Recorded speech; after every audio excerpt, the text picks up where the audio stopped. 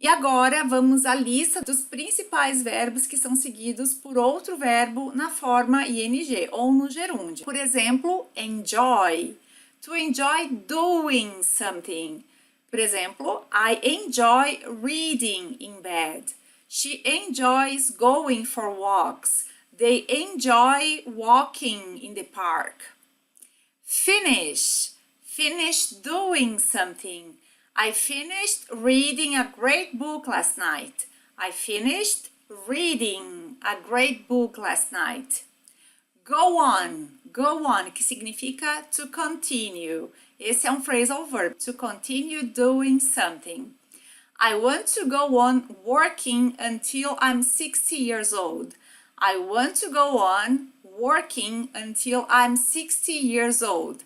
Então, por que o go on é seguido por outro verbo no gerúndio? Por causa da preposição on. Sempre que você tiver um verbo seguido por uma preposição, se a palavra seguinte for um verbo, ele será escrito na forma ing. Eu vou te dar alguns exemplos dessa situação. Temos um verbo, uma preposição e o verbo seguinte tem que estar na forma ing. Por exemplo, she's afraid of flying. She is afraid of flying. John is good at playing tennis. O John é muito bom em jogar tênis. He is good at playing tennis. Como eu tenho o at ali, que é a minha preposição, o verbo que vem depois está na forma ing. Please call me before coming to my house. Então, por favor, me ligue antes de vir para a minha casa. Before coming to my house. Selena is crazy about playing tennis. Então, a Selena is crazy about. Ela é louca por jogar tênis.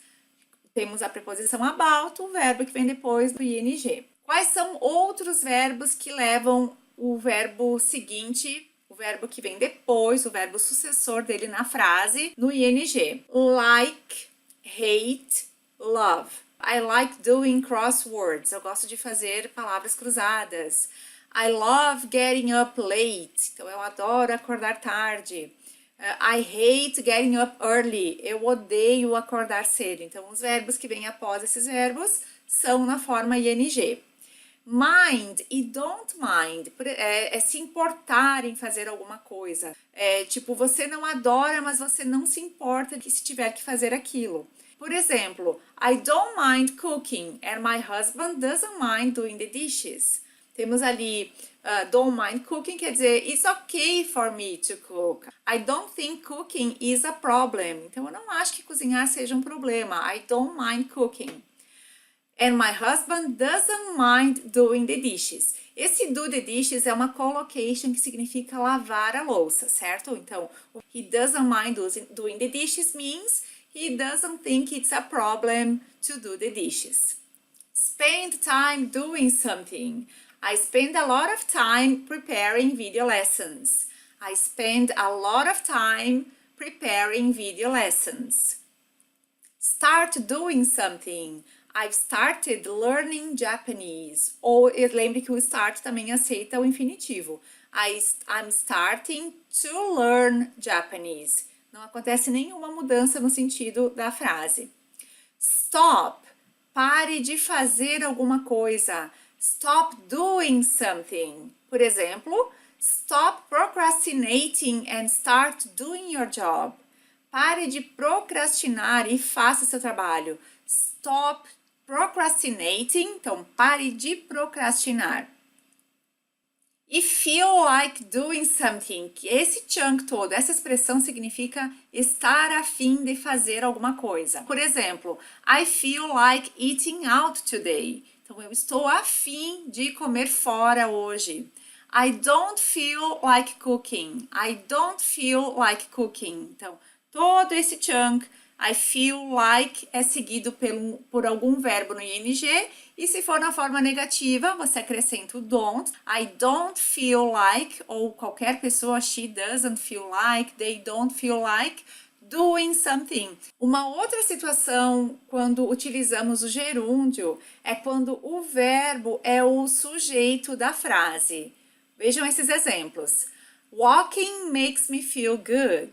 Walking makes me feel good. Então, caminhar, o ato de caminhar faz com que eu me sinta bem. Swimming is good for you. Swimming is good for you. Então, o ato de nadar é bom para você ou te faz bem. Exercising and watching your diet are good ways to get fit. Exercising, então é o exercise, que é a ação.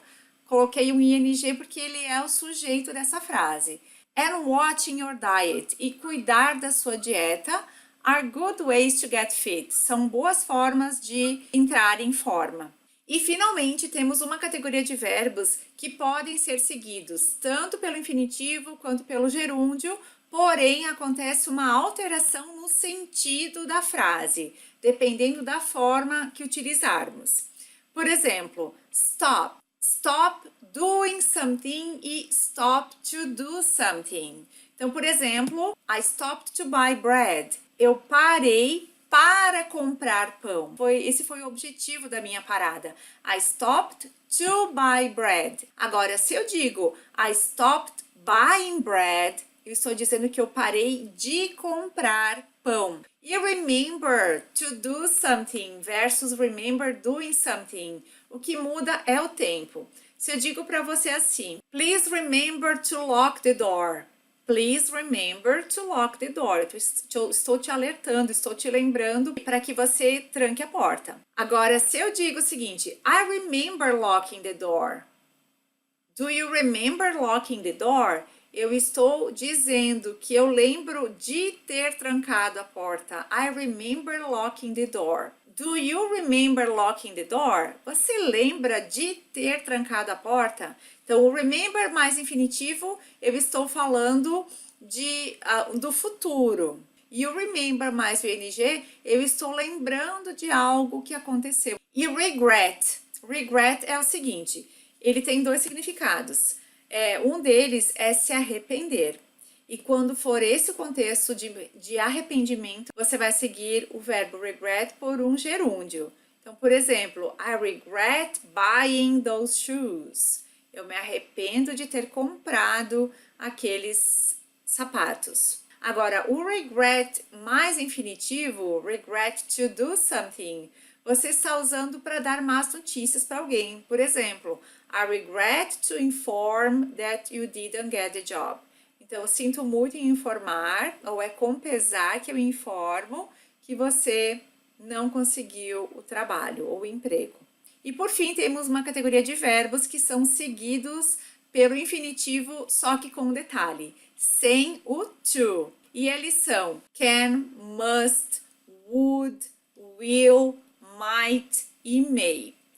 Da lista de verbos modais, temos o único verbo que leva o to, o infinitivo com o to, que é o ought to, que é uma forma formal de falar o must. Vamos ver um exemplo? You ought to learn physiology to be a doctor or a dentist. Então, você deve aprender fisiologia para ser um médico ou um dentista. Ufa, bastante coisa, né? E é isso então, gente. Esse é o vídeo de hoje. Muito obrigada por assistir. Thanks for watching. Se você curtiu, aprendeu, gostou desse vídeo, deixa o seu joinha, compartilhe essa aula com os seus amigos que estão aprendendo inglês e a gente se vê na próxima videoaula. Take care, guys. Bye!